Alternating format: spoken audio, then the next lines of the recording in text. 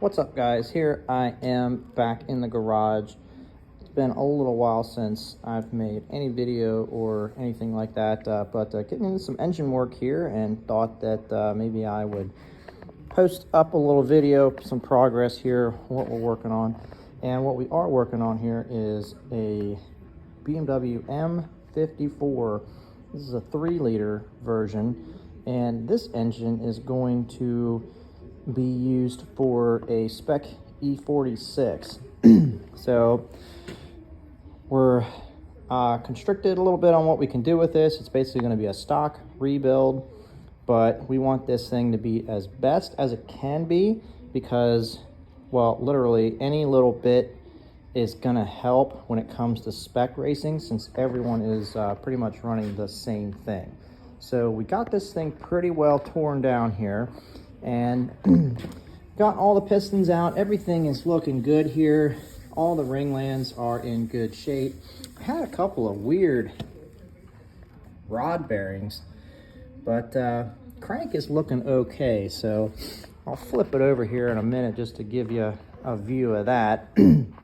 One thing I really wanted to take a look at here was where some of these ring end gaps were. And here we have, I believe this was maybe a top ring, but oh, pretty good there on the ring gap here.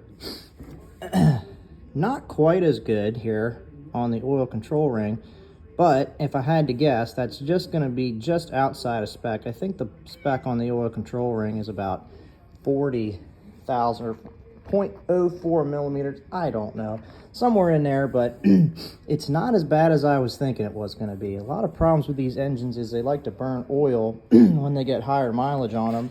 And what guys are finding is that those oil control rings there are actually wearing down to the point where they are no longer sealing. And you take a look at this thing, this isn't your typical oil control ring here.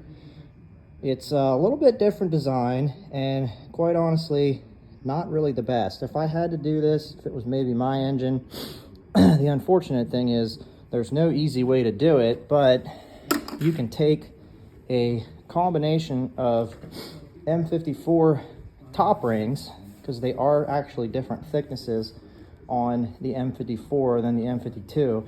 So you can't just throw a set of M52 piston rings in there and have it work, but you can take the M54 top rings 1 and 2 and you can mix that up with an M52 oil control ring, and in my opinion that is pretty much the way to go. You won't have that ring kind of wear away like it does on the M54. If you were building something that you needed some reliability and some mileage on, that would definitely be the way to go. I think here we're just going to put a brand new set of M54 rings in it and we'll probably be good. While this engine's going to see a lot of abuse, it's not going to have a ton of miles on it. So as far as those wearing down, I think we're going to be okay. Now we'll flip this thing over here and we'll take a look at this crank.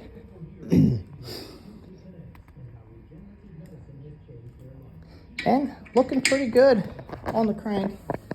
Not sure if we'll send this out, maybe get these journals polished up once I get it out here and get it cleaned up.